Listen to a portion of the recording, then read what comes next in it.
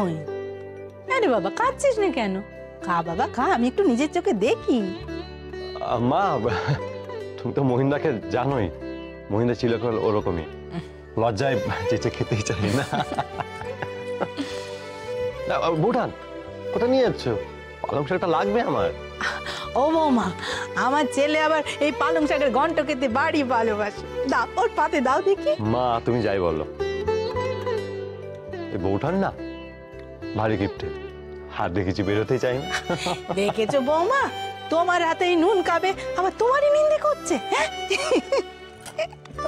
নে, খা। এই দেখো কি বলি এবার, বউঠান চাই যে পালং শাকে আমার পেটটা ভরে যায়, আর বাকি যত ভালো মন্দ জিনিস তুলে রাখছে মহিন্দার জন্য। আরে এই নিন্দেকে মুখটাই দেখে বন্ধ হচ্ছে না। পায়েস দিয়ে দেখতে পারো যদি বন্ধ হয়। ও মহিন, নে তুই এ পায়েসটা খেয়ে নে বাবা, খা। ও মেজবু, যা তুমিও খেয়ে নাও। বৌমা তুমিও খেয়ে নাও, যা। না মা, আমি না হয় পরে খাবো। না না পরে না, যা এক্ষুনি খেয়ে নাও। মহিন যা, খাওয়া হয়ে গেলে তুই বিশ্রাম নেগে, তোর শরীরটা ক্লান্ত আছে। ও বৌমা, মহিনে খাওয়া হয়ে গেলে তুমি একটু বিছানাটা করে দিও, যা।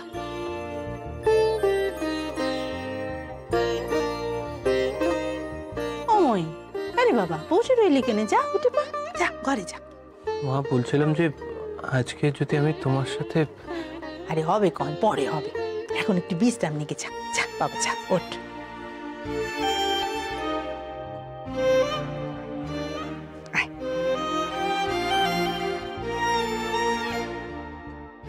মা আমারও খাওয়া শেষ, আমি উঠি।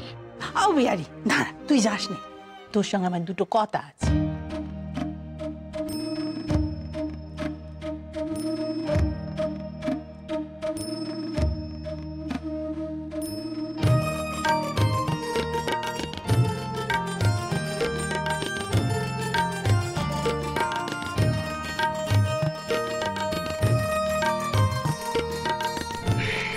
কি করছেন? ও আমি তো ভুলেই গেছিলাম, ওর লাগবে না। আপনি একটা পাগল। সত্যি সুহাস, আমি সত্যি বলছি, তুমি জানো না আমার একেবারে পাগল পাগল লাগছে। এতদিন পরে আমাদের দুঃখের দিন শেষ হয়েছে। তুমি দেখে নিও সুহাস, আমাদের জীবনে আর কোনো অশান্তি হবে না। না কি হয়েছে? মন খারাপ করছো কেন সুহাস? আরে সুহাস, এখন তো আমাদের আনন্দের দিন, এই সময় কেউ মন খারাপ করে বলো? হ্যাঁ, আরে কি হয়েছে বলো তো তোমার? হ্যাঁ এই সুহাস, তোমার কত কষ্ট হচ্ছে না তো? হ্যাঁ আমাকে বলো না, আমার আর কোনো কষ্ট হচ্ছে না। এতদিন পরে ঠাকুর মুখ তুলে চেয়েছে। আচ্ছা সুহাস, আমাকে একটা কথা বলো, তোমার কি মনে হয় আমাদের ছেলে হবে না মেয়ে হবে? যা, আমি জানি না। বাবা, তবে আমি কিন্তু জানি, তুমি দেখে নিও, আমাদের ছেলেই হবে। আপনি কিচ্ছু জানেন না, আমাদের মেয়ে হবে। তা বেশ, তো মেয়ে হলেও আমার কোনো আপত্তি নেই। তবে হ্যাঁ, আমাদের মেয়ে হলে যেন তাকে আমার এই সুহাসের মতন দেখতে হয়, কেমন? আর যদি ছেলে হয় তাহলেও আমার সুহাসের মতো। তবে হ্যাঁ, স্বভাবটা কিন্তু আমার মতন হতে হবে।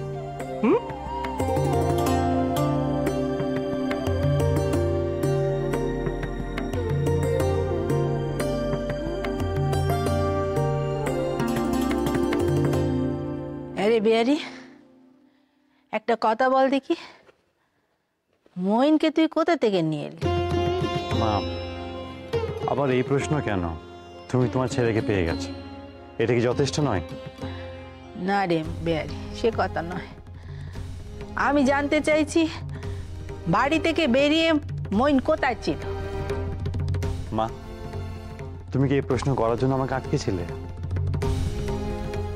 না, শুধু এটাই নয়, আরেকটাও কথা ছিল তোর সাথে। বলো। বিনোদিনী কোথায় আছে রে?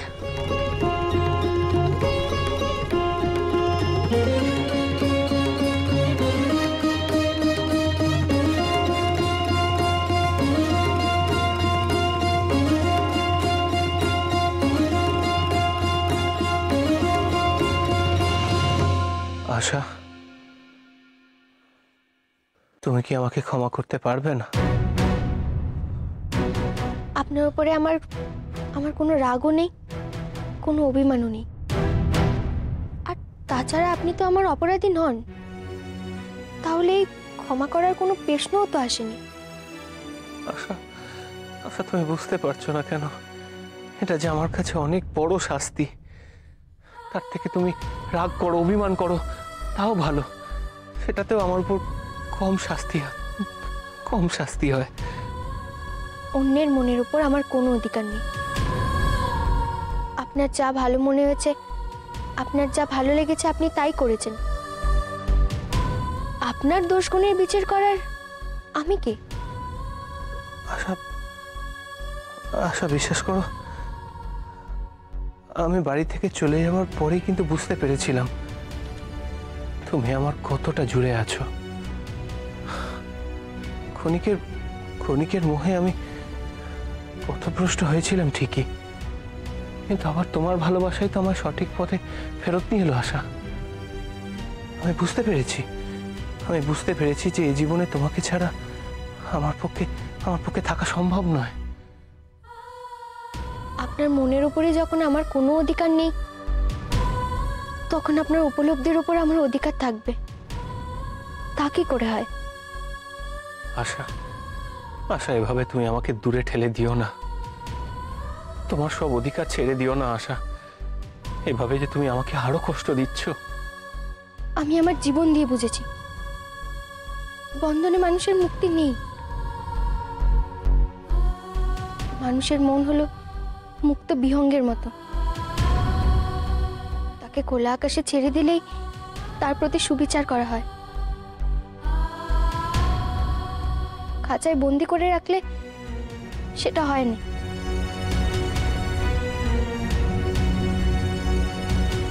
তোমার কথা শুনে যে আমার বড্ড ভয় করছে আশা।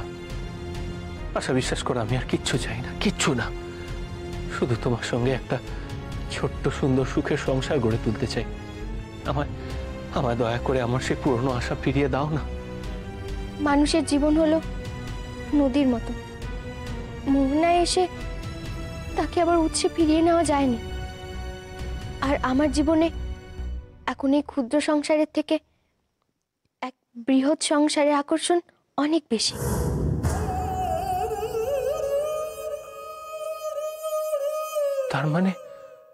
তার মানে কি তুমি আমায় ছেড়ে চলে যেতে চাও আশা? আমি তো কোথাও যাব না। আমি এই সংসারে থেকে শুধু দেশমাতৃকার শৃঙ্খল মোচনে আমার হাতখানা বাড়িয়ে দেব। এটাই আমার জীবনের একমাত্র সংকল্প। আমার এই জীবনটা যদি দেশের দশের কাজে লাগে, তাহলে সব থেকে বেশি শান্তি আমি পাবো।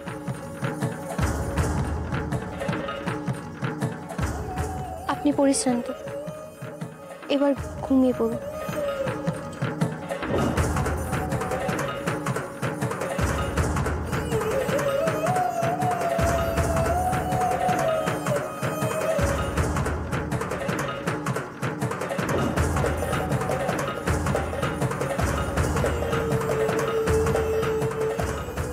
আমি আলোটা নিভিয়ে দিচ্ছি।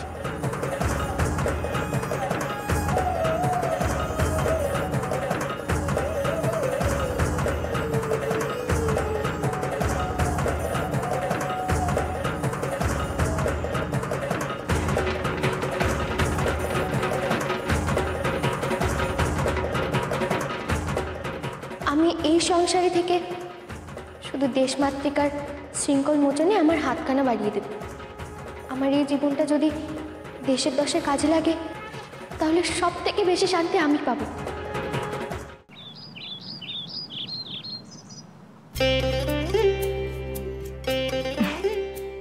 নাও দিদি নাও, পেশাদখানা ধরো দেখি। মা, এত সকাল সকাল মেজবো? আসলে দিদি, একখানা সুখবর আছে, তাই জন্য সকাল সকাল রাধা মাধবের পুজো দিয়ে এলুম। সুখবর? তা কিসের সুখবর মেজবো?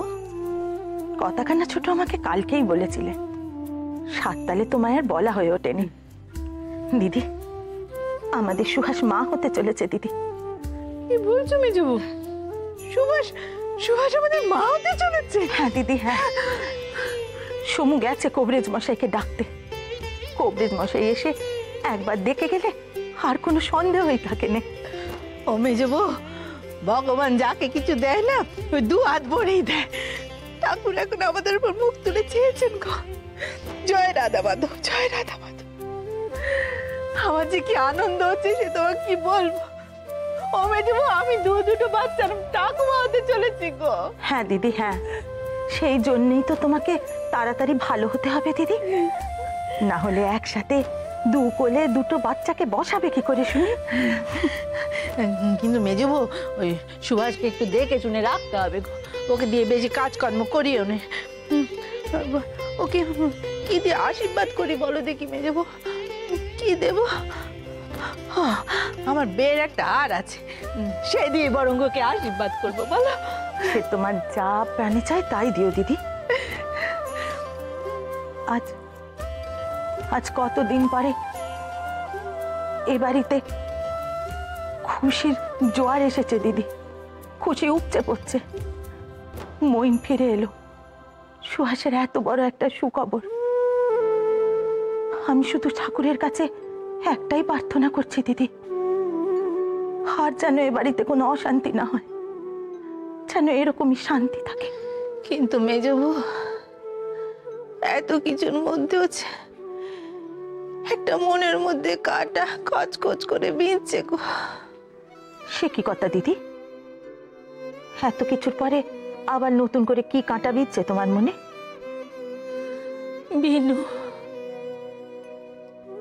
বিনু কোথায় আছে, কি করছে, কিচ্ছু জানি না। এত কিছু হয়ে গেল, তারপরে ওই বিনোদিনীর জন্য তোমার মনের মধ্যে কাঁটা খচখচ করছে দিদি? ওর খোঁজ না পেলেছে আমি শান্তি পাবো না মেজবু, শান্তি পাবো না। বিহারীকে জিজ্ঞাসা করলাম,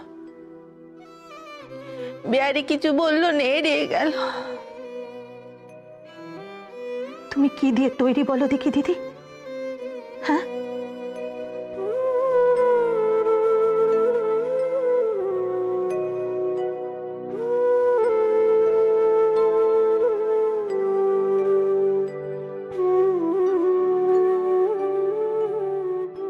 বেআই ঠাকুরপো, কি এত মন দিয়ে পড়ছেন?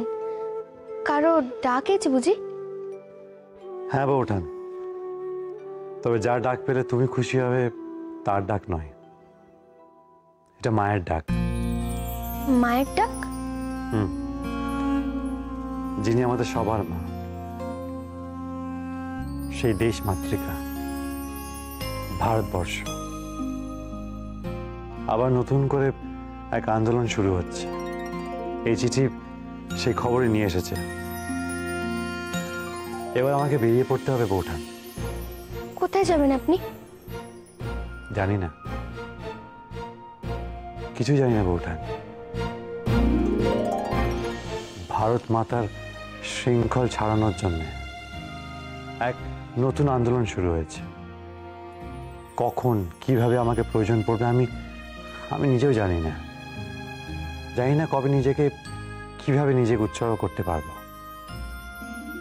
আমাকে শুধু তৈরি থাকতে হবে আদেশের জন্য। আচ্ছা বেআই ঠাকুরপো, আপনাদের এই আন্দোলনে মেয়েদের বুঝে কোনো জায়গা নেই? না না, অবশ্যই আছে। আর এটা মায়ের কাজ। মায়ের কাছে কি কন্যা কি পুত্র কেউ আলাদা নয়।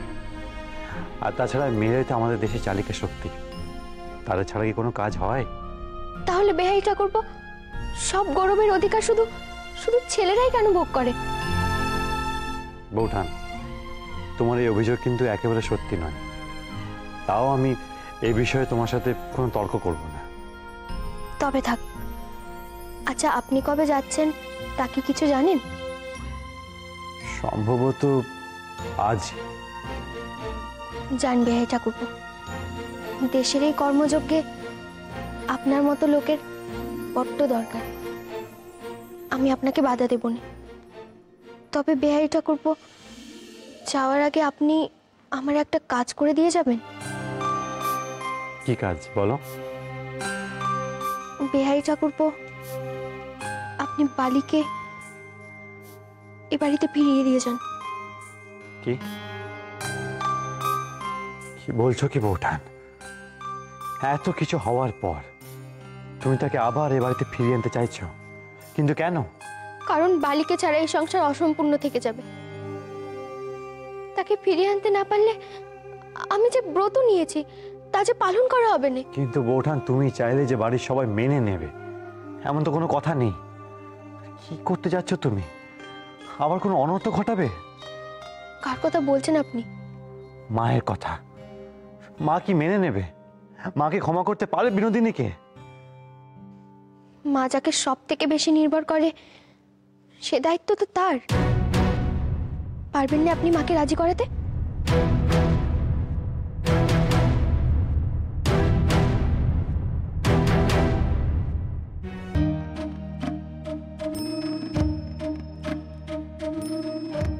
ও কি করছো বৌমা? বলি এসব তোমাকে এখন কে করতে বলেছে বাচ্চা? কখনো করবে না। সমু, বলি তোর লজ্জা করে না? কোথায় তুই বৌমার সেবা করবি, তা না তুই লাট সাহেবের মতো পায়ের ওপর পা তুলে বৌমার সেবা নিচ্ছিস?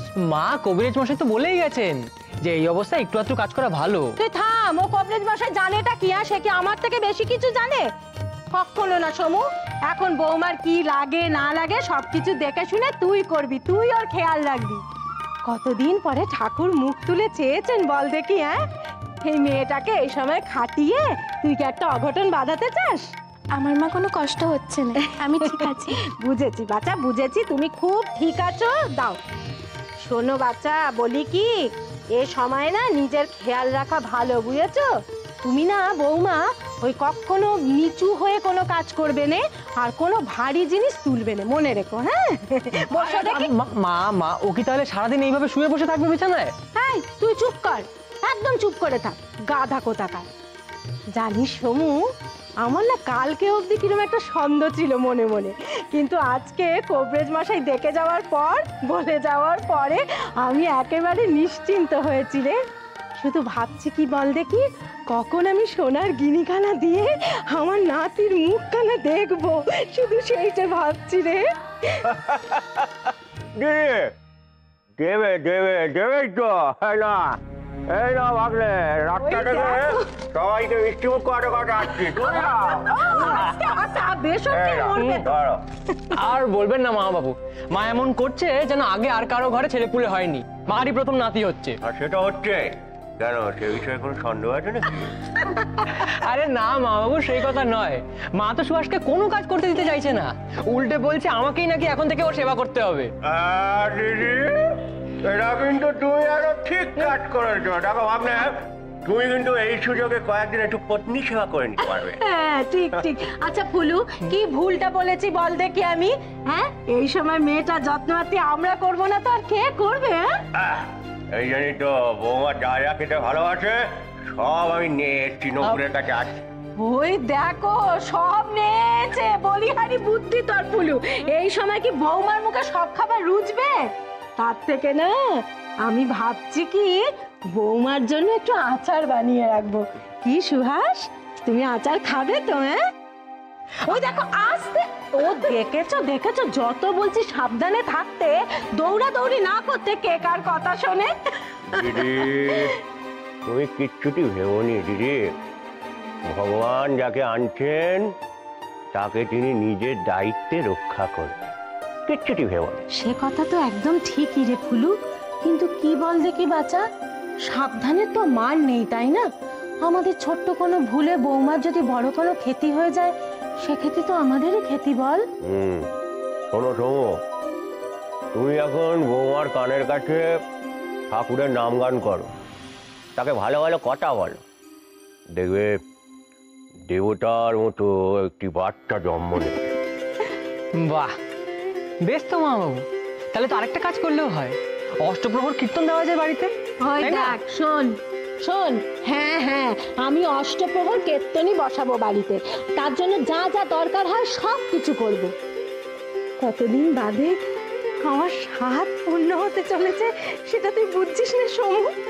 যা যা দরকার হয় আমি তাই করব। কি ফুলু বল? আচ্ছা মা, বেশ, তোমার যা ইচ্ছে করে তুমি তাই করো। ও সমু, ভুলেই তো গেছিলাম, বলি বাড়িতে কার কার কাছে ওই পুরনো কাপড় আছে, একটু খোঁজ নিয়ে আসি। যাই। মা, পুরনো কাপড় দিয়ে কি হবে? আরে এত কিছু করছো আর একটা নতুন কাপড় জুটবে না? আমাকে বলো, আমি বাজার থেকে গিয়ে নতুন কাপড় নিয়ে আসবো। কিচ্ছু জানে নে বাচ্চা আমার, বলি নতুন কাপড়ে ও কাজ হবে না, পুরনো কাপড়ই লাগবে। বোকা ছেলে, নাতির জন্য কাঁথা বানাতে হবে না আমার। ফুলু আমি যাই। হ্যাঁ, বাহ। যাই বলো শোনো, এই সুহাসের জন্য এ বাড়িতে অনেক দিন বাদে আনন্দ ফিরে এসেছে। বৌমা আমাদের লক্ষ্মী মত। কি ঠিক বলেছি না? একদমই তাই মা বাবু।